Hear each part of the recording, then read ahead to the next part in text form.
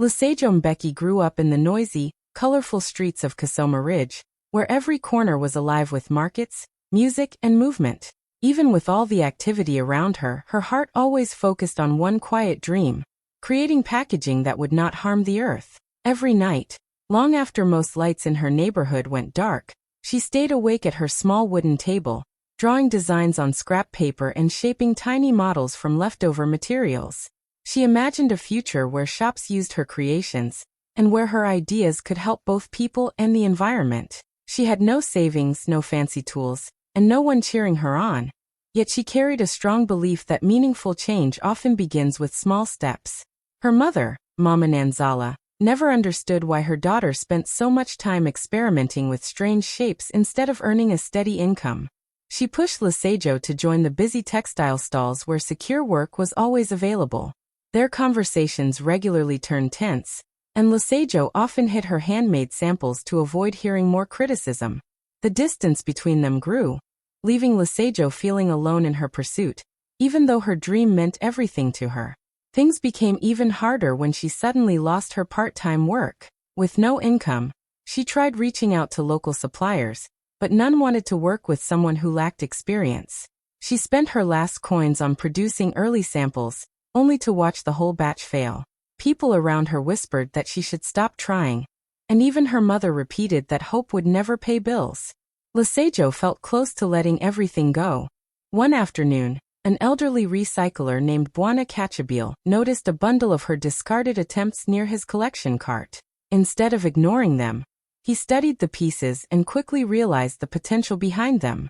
He spoke to her gently, told her not to give up, and took her to a youth program in the city that supported beginners with ideas. For the first time, Lesage found people who wanted her to succeed. With their guidance and small community funds, her designs improved, her confidence returned, and her dream slowly took shape. This section only asked for expansion of outline part 1, but if you'd like the rest in the same style, tell me and I'll continue. Her mother, Mama Nanzala, kept reminding Lesage to stop wasting her time on ideas that, in her eyes, would never earn real money. Every morning, she urged her to go work in the crowded textile stalls where long hours and small wages offered steady survival. She believed that security came from routine, not imagination. Whenever she saw her daughter bending over bits of material or shaping small samples, she sighed loudly and asked why Lesage preferred playing with scraps instead of helping with bills. Their home, usually warm and lively, slowly shifted into a place filled with tension. Words that once sounded caring now felt sharp, and each conversation seemed to end in silence. Lesage tried to explain her vision, tried to describe how her designs could help businesses and reduce waste, but Mama Nanzala didn't want to hear any of it. She worried about rent, food, and daily needs, not future inventions. Because of this, Lesage began working on her ideas late at night, only after her mother went to bed. She kept her models hidden inside old boxes under her bed or wrapped in cloth inside her cupboard.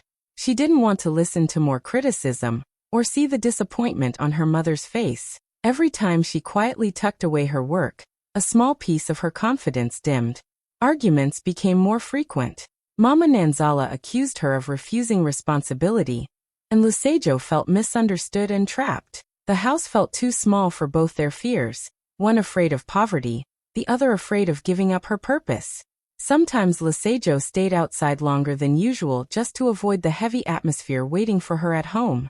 When she returned, she tiptoed around her mother, trying to avoid another clash. Yet even with the emotional distance growing between them, Lesage couldn't stop dreaming. Her sketches covered every spare page she owned. She collected interesting textures from markets, used leftover packaging as inspiration, and studied how shapes could be made stronger or lighter. She imagined businesses choosing her designs someday. But every time her mother found something, even a small sample, she scolded her and called the pieces childish. That word hurt more than Lesage ever admitted. Still, she continued in secret, protecting her ambition like a fragile spark she refused to let go out. Even in the middle of conflict and doubt, she held on to the tiny belief that one day her mother would understand why she fought so hard for this dream. Lesage's life took a hard turn the day she lost her part-time job. It was the only small income she had, and without it, her world suddenly felt unstable. She tried to focus on her packaging ideas, hoping progress would distract her, but each visit to a supplier ended the same way. They glanced at her early samples, shook their heads, and told her they needed someone with more experience. Some didn't even bother to look twice. Their dismissive tone stayed with her as she walked home, carrying her rejected designs in a worn-out bag. She kept telling herself she would improve, but every door seemed to close before she could even knock properly. Things became worse when she used her remaining coins to produce a trial batch. She prayed it would work, prayed it would at least give her something she could show confidently. Instead, the materials came out warped, weak, and completely unusable. She stared at the pile in disbelief, knowing that every shilling she had saved was gone. The weight of the failure hit her like a stone. She didn't even have enough left to try again. The frustration, the helplessness, it all swirled inside her, making her question everything she once believed in. People around her noticed her struggles, but instead of kindness, they offered gossip. Neighbors whispered that she had always aimed too high. Some laughed when they saw her carrying her broken samples home, saying she should have known better.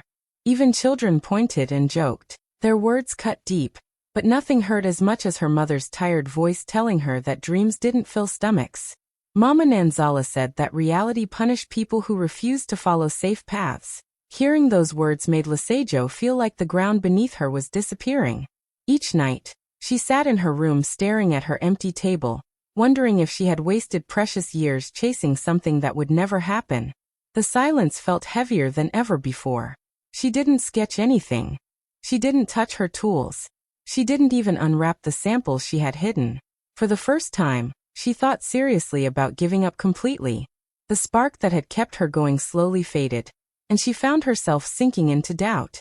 It seemed easier to stop trying than to keep failing, and for a moment, Lisejo truly believed her dream was slipping out of her hands forever. An elderly recycler named Bwana Kachabil was pushing his old metal cart through the neighborhood when he noticed a bundle of unusual shapes lying near a rubbish pile. Curious, he stopped, bent down slowly, and picked up the pieces. He turned them in his hands, studying the edges, the folds, the effort behind them. They were rough, uneven, and unfinished, but he could see someone had tried hard to create something meaningful. Instead of tossing them into his cart, he looked around and asked who had made them. When he learned they belonged to Lisejo, he walked straight to her small home. When Lisejo opened the door, embarrassed and tired, she expected criticism. Instead, Bwana Kachabil smiled gently and told her he saw potential in her work. He said her ideas only needed guidance, not abandonment. His calm confidence surprised her, especially after so many harsh comments from others. He told her that many successful creators started with clumsy versions before producing anything great. His words felt like a small breath of fresh air after weeks of discouragement, and for the first time in a long while, she didn't feel completely alone. He then mentioned a youth startup program in the city center, something she had never heard of. He explained that the program helped young people with ideas, even beginners with no money or experience. He urged her to apply, offering to take her himself if she felt unsure. Though still scared, she decided to follow him the next morning. The building was modern and bright, filled with young dreamers working on different projects. Standing there made her heart beat faster, a mix of fear and hope. When she presented her samples, the mentors didn't laugh. They listened. They asked thoughtful questions. They pointed out her strengths instead of only her flaws. Days later, she received a message saying she had been accepted. She stared at the words for several seconds, hardly believing it.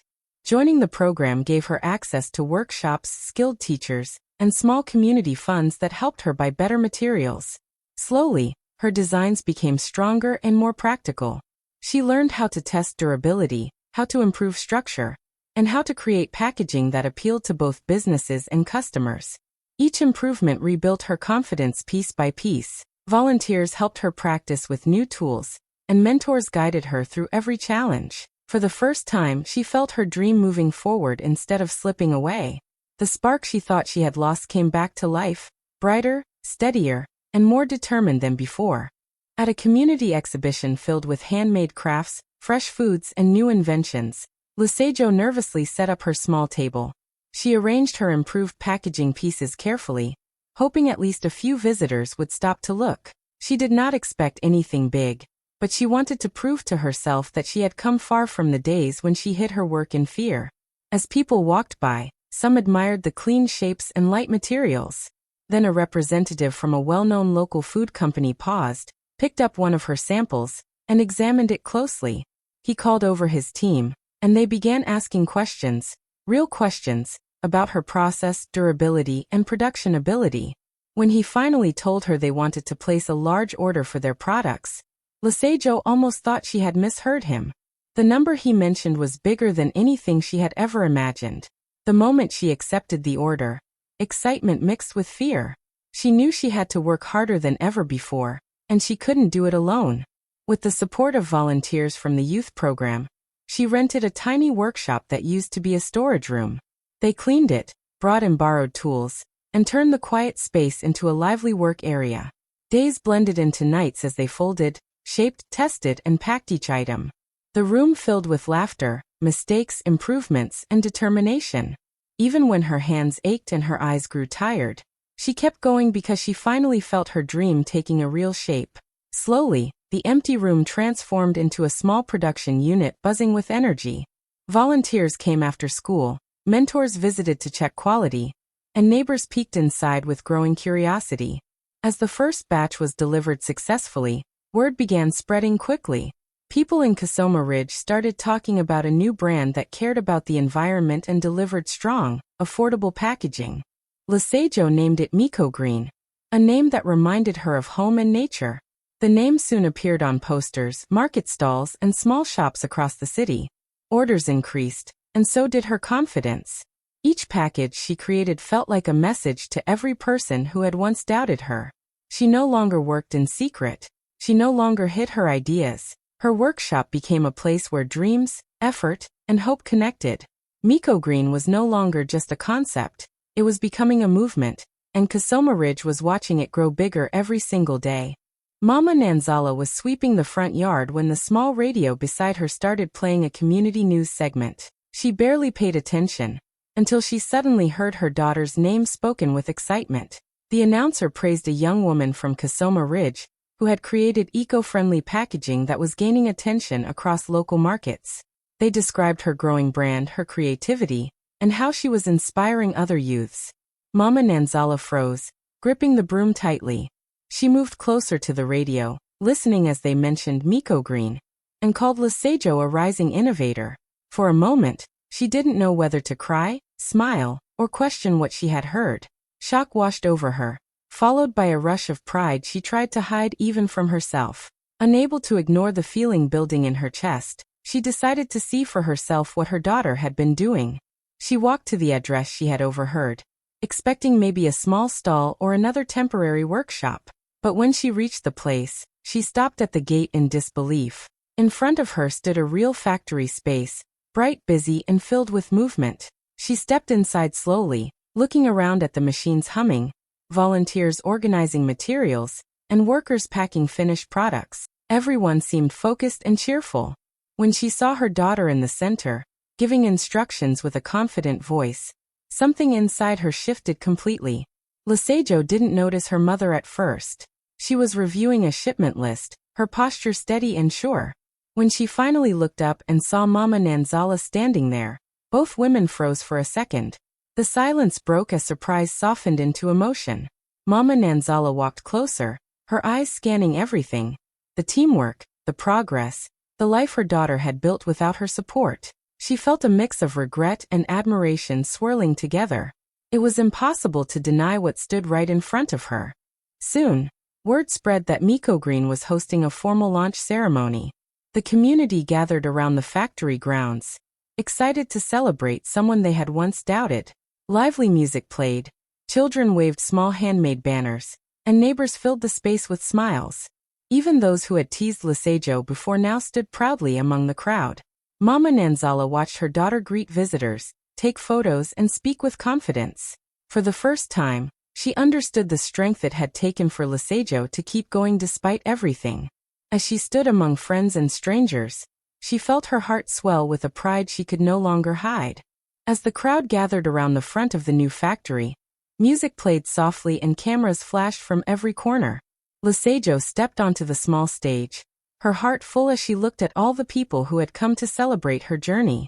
Volunteers stood proudly behind her, local leaders smiled from their seats, and the community filled the open space with excitement. But among all those faces, the one she searched for first was her mother's. When she spotted Mama Nanzala standing quietly near the front, holding her hands together nervously, Lesego felt her chest warm with emotion.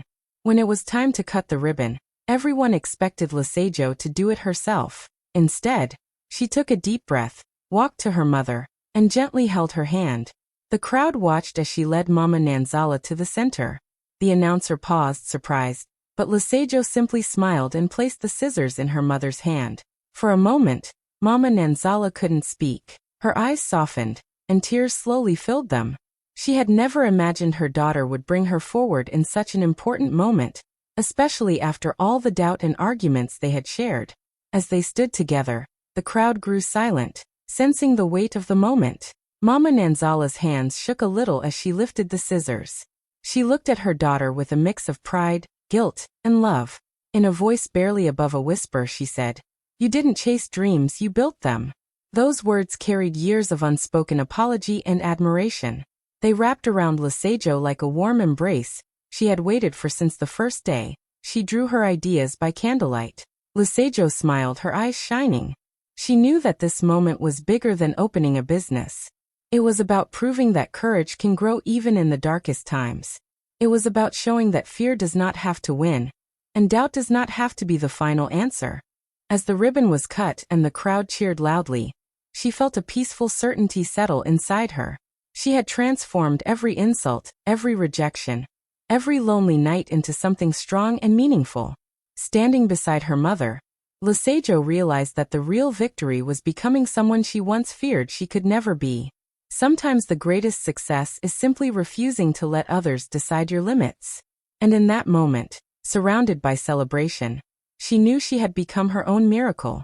If you enjoyed this story, make sure to like the video, drop a comment, and share your thoughts below. Don't forget to subscribe to the channel, so you never miss more powerful tales like this. Your support helps these stories reach more people. So stay with us, and let's keep the journey going together.